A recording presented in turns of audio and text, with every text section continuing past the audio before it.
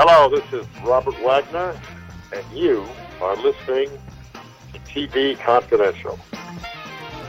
Ed Robertson along with Chuck Harder and our guest, Dory Page. Dory Page is the author of Leslie Stevens Goes to Hollywood, Daystar Productions, Kate Manx, and The Making of Private Property, available wherever books are sold through McFarland Books, McFarlandBooks.com, as well as Amazon.com, where books are sold online. One of my takeaways, Dory, is when I watched the film, was the many innovative film angles that Stevens implemented. The one that pops in my head immediately is the scene in which Corey Allen is luring a drunken Kate Manx into the bedroom. Yeah. The entire scene is shot from behind a cocktail glass. Right. And, I mean, that's an example of what filmmakers call forced perspective, where the camera is sort of, rather than a traditional two-shot or shooting for the proscenium, you look for different angles to sort of open up the box. It's a technique that was made popular by Sidney Furie in 1965 when he made the Ipcris file with Michael Caine. Oh, wow. But what I didn't realize is Stevens was doing that 5 years earlier with Private Property. Well, he was a big fan of German Expressionism. Right. And he thought, that was how the whole thing got going. Like, he liked the New Wave, but he was a big fan of the German Expressionist filmmakers in the 20s. He thought they had similar challenges that he had, economic limitations, time and money. He was unable to acquire large sets and the techniques, so he just had that creative mindset, of using symbolism to reflect that behavior, drama, the symbolism of it all.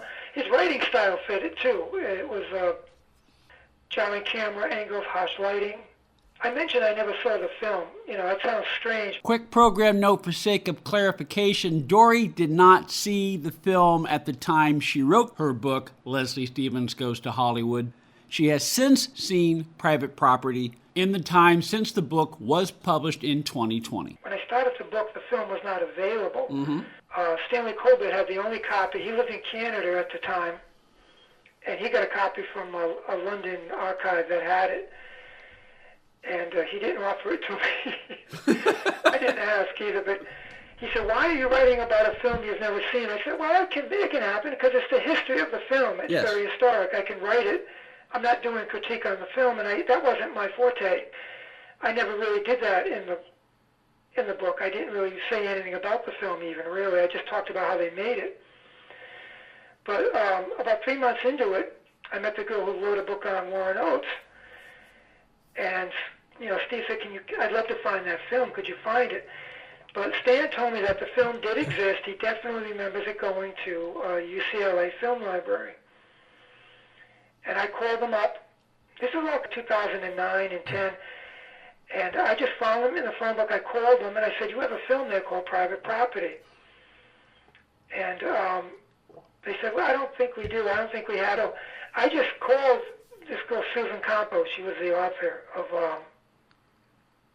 the book with Warren Oates. Yeah, and she went over there to see it, and I guess she was there, so they found it.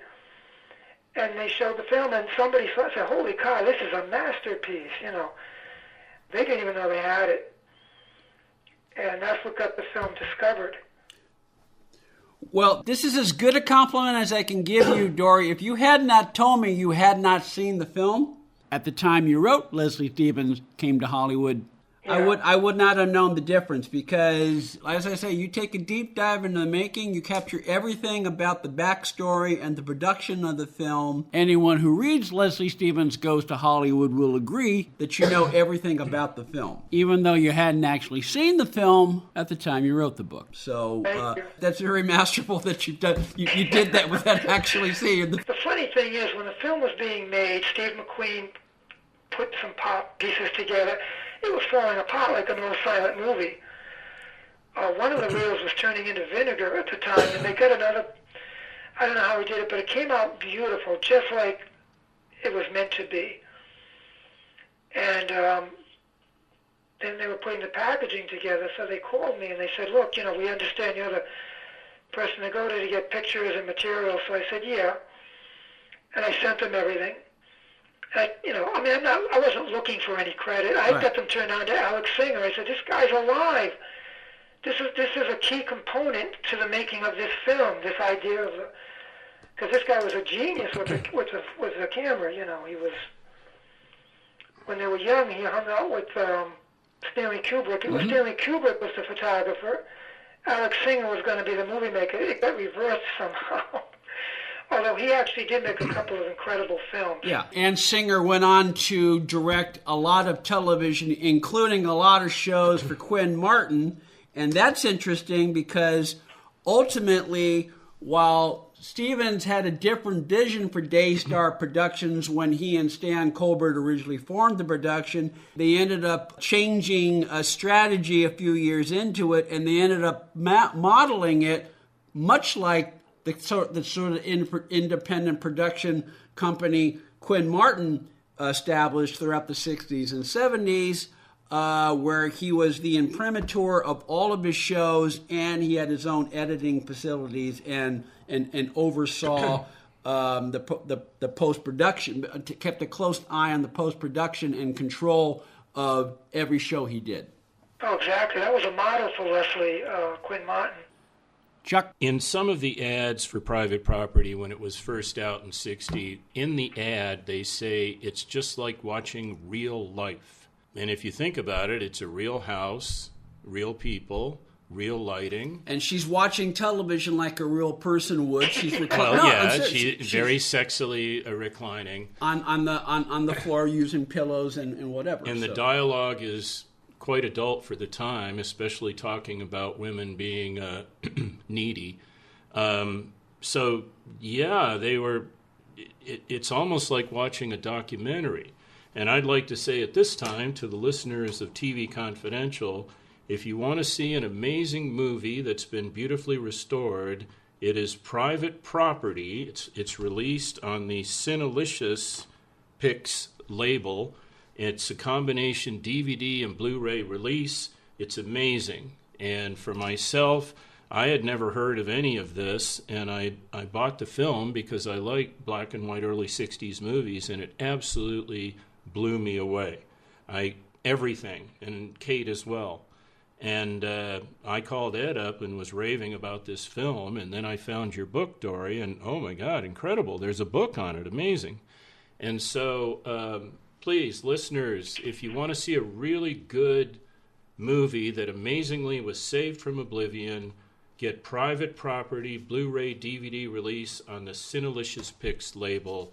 It will astound you. And pick up a copy of Leslie Stevens Goes to Hollywood, Daystar Productions, Kate Manx, and the Making of Private Property by our guest, Dory Page, available McFarland Books, McFarlandBooks.com, as well as Amazon.com. Stay with us, folks. We'll be right back. One more item. If you're starting a company, particularly one that is in an emerging market, you know that averting any sort of legal dispute is crucial to your business plan. Our friends at Tectonic Law offer an array of services that can help you avoid and preempt future litigation while also developing and protecting your intellectual property and intangible assets. Tectonic Law serves the needs of a host of emerging industries throughout California and beyond, including industrial designers, beverage makers, artists, farmers, retail stores, health practitioners, wellness experts, cosmetics manufacturers, nonprofit organizations, innovators in sustainable practices, and libraries. Go to tectoniclaw.com to learn more about how Tectonic Law can help your business thrive. tectoniclaw.com. Rock solid representation for groundbreaking industries. This portion of TV Confidential is brought to us by our friends at Front Porch Realty, the community of realtors in the Northern Bay Area of California that is committed to finding the solution that is best for their clients. Whether you're a first-time home buyer or looking to sell or lease your property in Northern California, call Karen Strain at 415-886-7411 or visit frontporchrealtygroup.com for more information on how they can help you. Hi, this is Louise Schaefer, and you are listening to TV TV Confidential. A couple of quick points I want to make before we wrap today, Dory. One of the interesting non-private property parts of your book is the backstory of Stoney Burke, the short-lived series starring Jack Lord and Bruce Dern and War Notes that Stevens produced for ABC in 1962. I had heard about Stoney Burke. I have a friend who was Jack Lord and Bruce Dern stand-in during the time of production of Stoney Burke. I'd never actually seen the show until I started reading your book, and I found there are some episodes available on YouTube, and it visually it was not the type of show I envisioned. I mean, it was different. I mean, it was sort of art house. It was sort of an art house look at rodeo, at 20th century rodeo life, which is sort of the versus the contemporary American cowboy western show that was very popular on television at the time. When he did Stoney Burke, it was a different kind of show. Definitely, it was a little bit like Route 66, where they traveled. Mm-hmm. And the character of Warren Oates was very unique. That show wasn't available when I did the book either, but it did come out. I got a set of them, and then now it is out. It's on DVD, mm-hmm. and I guess it's streaming, whatever. But again, it just it did good in the ratings, but for whatever reason, it got canceled. Well, as you say in the book, as you say in Leslie Stevens Goes to Hollywood, Dory, one of the reasons why it got canceled, it was a little too arty for Leslie Stevens' own good. It was right. It was like Jack Ross said. It didn't have plots. It was an allegory. It was like him chasing his dream to win some. I forgot what it was, a medal that you get for doing so many rodeos. It had layers to it and things like that. Like it always does with Leslie Stevens. Leslie Stevens was very unique. Yes. And the quality was all there, but it just didn't grab people. People expected something. I mean, you got to remember, this was a bland. He worked in television at a time when it was very bland, very predictable. Yes. As I like to say, he elevated the form, with pretty much every show he did. He pretty much elevated the form. And on the one hand, Stoney Burke attracted a 38 share. I'm quoting your book. It attracted a 38 share when it originally aired in 62, 63. So the viewing audience liked it. They liked it enough to get good audience numbers. But as you say in the book, it was too ethereal for sponsors to get behind. And as one of the realities of television, if you can't get sponsors behind it, you're not going to get much backing for your show. Oh, definitely. In those days, too, the sponsors ruled. They ruled everything. Mm-hmm. They were the moralists. They just did everything. They thought the show might have been kind of ambiguous in some way.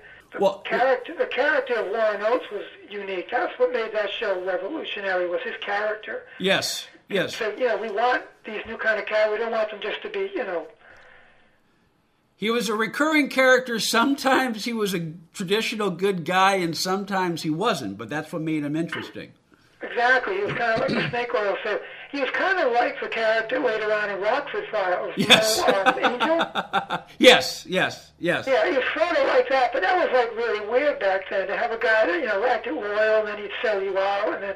But it was very interesting. It would cause quite a stir in the industry to have these kind of characters. It didn't work out too well for Bruce Dern, though, because he didn't have enough to do. No, and as Dern says in his book, and as you say in your book, Jack Lord's ego got in the way, and I heard stories about Jack. I'm going to have you talk to Steve sometime. He'll tell you incredible things. I would love to talk to Steve one of these days on my program. But he'll be a lot more interesting. Look, Dory, as I say, if you did not tell me that you had not seen the movie at the time you wrote the book, I would not have known the difference. I wrote the book 4 years ago, and I was just so intense. I went through my notes, I started going through my notes and kind of putting together chronologically. There's a lot in there that I never even put in the book. Mm-hmm. And I just got involved in the process of everything. And I just, when the film came out, I felt proud because this never would have happened. The film would have rotted by now. And I found, Alex, I found a spot for him in it. I didn't see it, but somebody told me he looked like he was in a furniture store when he was being interviewed. I couldn't tell whether it was his living room or sometimes I've done a few Easter egg type segments for DVDs and Blu-rays before, and they set you up on a sound stage made up to look like a living room or an office area, and they put props up. I couldn't tell.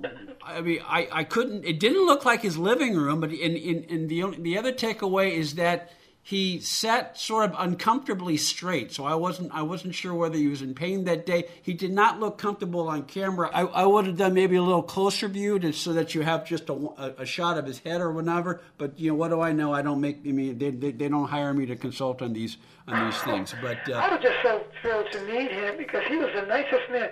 He told me in all of the years, the millions of years, he knew Stanley Kubrick, so everybody would call him, obviously wanting to know about Stanley Kubrick, and I called to talk about Leslie.